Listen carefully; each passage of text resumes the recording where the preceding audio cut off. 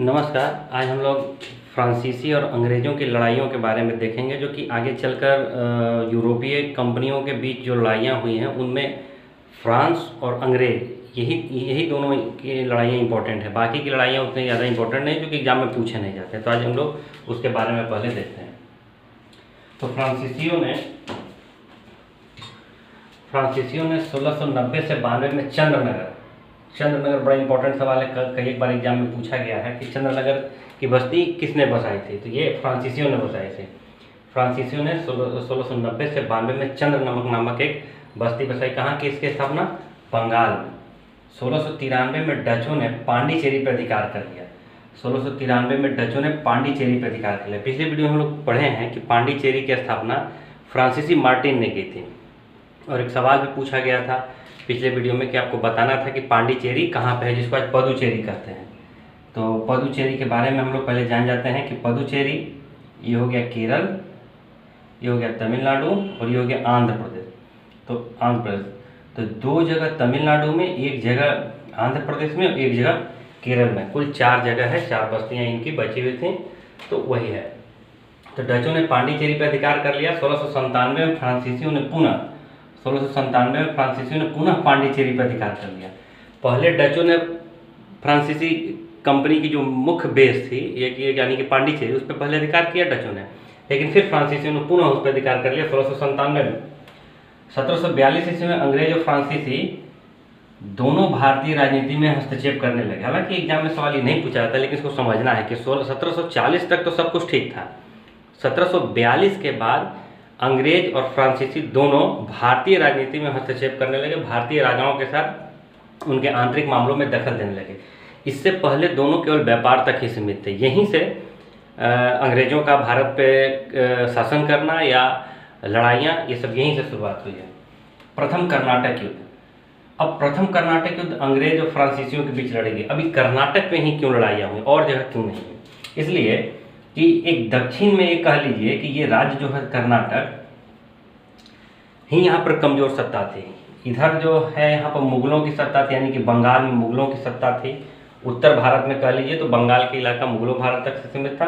और इधर जो महाराष्ट्र का इलाका है, इन पे मराठियों का था, यानी कि शिवाजी का, उनका दबदबा था। तो यहाँ पर अंग्रेज उतनी आसानी से इन पे इंटरफेयर नहीं कर सकते थे, क्या कि इधर मुगल उस समय काफ़ी मजबूत हुआ करते थे। तो कर्नाटक में मुगलों की सत्ता नहीं थी, इसलिए वहाँ से ये दोनों इंटरफेयर करने लगे भारतीय राजनीति में। तो प्रथम कर्नाटक युद्ध हुआ 1744 से 48। इसकी राजधानी अर्काट थी। जिस समय ये कर्नाटक का युद्ध हुआ था उस समय राजधानी अर्काट थी, आज की वर्तमान राजधानी नहीं, उस समय की। एग्जाम में पूछा जाता है कि प्रथम कर्नाटक युद्ध के समय तमिलनाडु की राजधानी कर्नाटक की राजधानी कहाँ थी? तो अर्काट थी। प्रथम कर्नाटक युद्ध ऑस्ट्रिया के उत्तराधिकारी युद्ध से प्रभावित है। अब ये बात समझ में नहीं आती कि लड़ाइयाँ भारत में हो रही हैं और ऑस्ट्रिया के उत्तराधिकारी युद्ध से कैसे प्रभावित है। इसलिए कि इंग्लैंड और फ्रांस जो है यूरोप के एक देश, ऑस्ट्रेलिया नहीं, ऑस्ट्रेलिया वहाँ देश दक्षिणी गोलार्ध में है, ये ऑस्ट्रिया है, छोटा सा देश है यूरोप का। वहाँ पर दोनों इंटरफेयर कर रहे थे, उसके उत्तराधिकारी युद्ध में दोनों लगे हुए थे।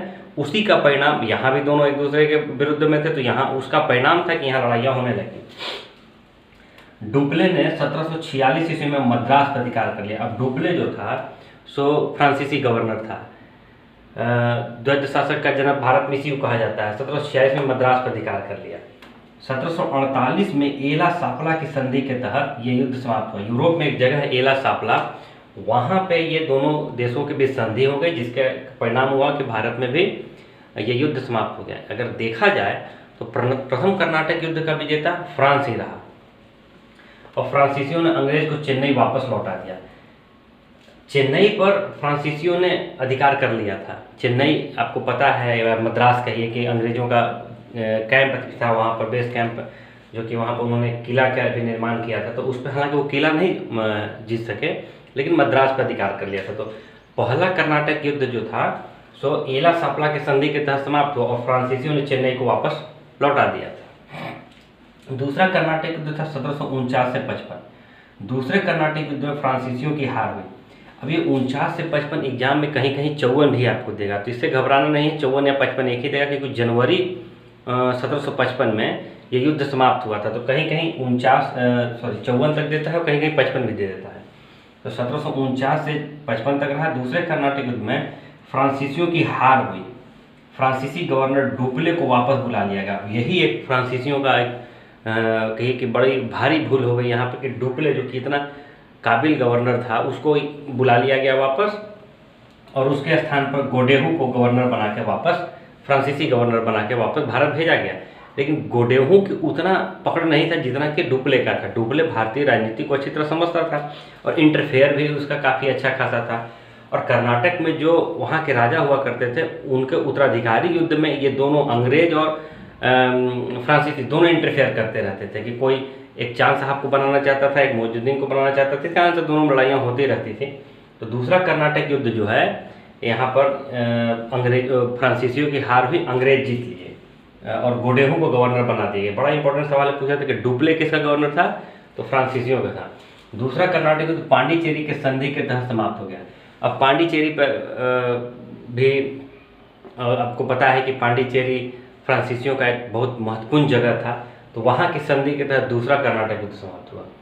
तीसरा कर्नाटक युद्ध 1758 से 63 तक चला। यह सप्तवर्षीय युद्ध कांड था, यानी कि 7 साल का युद्ध लगभग चला, लगभग 7 साल चला था ये युद्ध। तो उसी का एक भाग माना जाता है। यह युद्ध कहाँ हो रहा था? यह युद्ध इंग्लैंड में हो रहा था।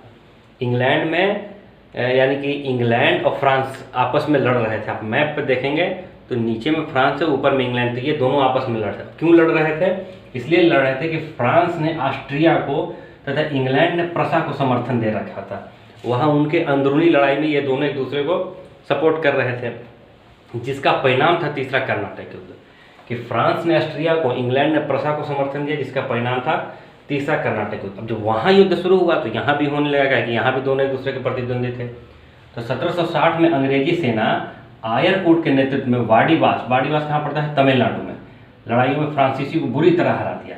अंग्रेजी सेना का कौन था? आयरकूट था। और यहाँ कौन था? यहाँ था गोडेहू, यानी कि फ्रांसीसियों का कौन था? गवर्नर गोडेहू था। और यहाँ कौन था? आयरकूट था। तो 1760 में वास आपको लग रहा है कि वाडीवास यानी कि धो दिया, पूरी तरह से समाप्त हो गए वाडीवास के युद्ध में। वास मैंने धो देना, और कहाँ पे ये धुलाई हुई? तमिलनाडु में धुलाई हुई। तो उसके बाद से फ्रांसीसियों का वर्चस्व लगभग समाप्त हो गया। फ्रांसीसी जो थे उनका वर्चस्व लगभग समाप्त हो गया। तो 1761 में अंग्रेजों ने पांडिचेरी को छीन लिया। 1761 में अंग्रेजों ने पांडिचेरी पर भी कब्जा कर लिया। जो पांडिचेरी जो 3 अलग अलग राज्यों में हैं, ये पूरी तरह से फ्रांसीसियों ने इसे अपने कब्जे में ले लिया। 1763 में पेरिस की संधि हुई। पेरिस कहाँ है? फ्रांस में है। पेरिस के संधि के तहत चंद्रनगर बंगाल को छोड़कर अन्य शेष प्रदेश जो है सो अंग्रेजों को लौटा दिए गए, और ये प्रदेश भारत के आज़ादी तक फ्रांसीसियों के थे। चंद्रनगर को छोड़ दिया तो माहे, करिकल, यमन और पदुचेरी ये इलाके थे। इन इलाकों पर भारत की आज़ादी यानी कि 1954 तक फ्रांसीसियों का अधिकार रहा। और इस युद्ध के बाद, तीसरे कर्नाटक युद्ध के बाद, फ्रांसीसियों का भारत में केवल व्यापार करना रह गया, वो भी कुछ सीमित तक। राजनीतिक अधिकार पूरी तरह समाप्त हो गए। तो यही तीनों युद्ध जो है सो इंग्लैंड और फ्रांस के बीच हुआ है, जो कि प्रथम कर्नाटक, दूसरा कर्नाटक और तीसरा कर्नाटक युद्ध कहलाया। और यहीं से फिर ऊपर की ओर बढ़ते चले गए। फिर मैसूर हुआ, फिर इसके बाद फिर सिख युद्ध हुआ, उसके बाद फिर मुगल मराठों का युद्ध हुआ। इसी के बाद धीरे धीरे अंग्रेज सत्ता पर धीरे धीरे भारत पे कब्जा कर लिए। तो ये 3 युद्ध है, इसको आपको बढ़िया से ठंडे दिमाग से याद करना है। प्रथम कर्नाटक युद्ध 1744 से 48 हुआ। तुरंत उसके बाद 49 से 55, मैंने 1 साल के बाद 49 से 55 हो गया। और तीसरा याद रखना है 1758 से 63, इंग्लैंड में सप्तवर्षीय युद्ध हो रहा था, उसी का पार्ट था ये भी। ठीक है, मुझे लगता है कि ये आपको समझ में आ रहा होगा और धीरे धीरे और समझ में भी आएगा। और जब चीज़ें लाइन से आप पढ़ेंगे तो आपके समझ में आने लगेगा। तो कोशिश करिए इसको समझने का, याद करने का। और फिर ये अंग्रेज और फ्रांसीसियों का यहीं तक समाप्त होता है।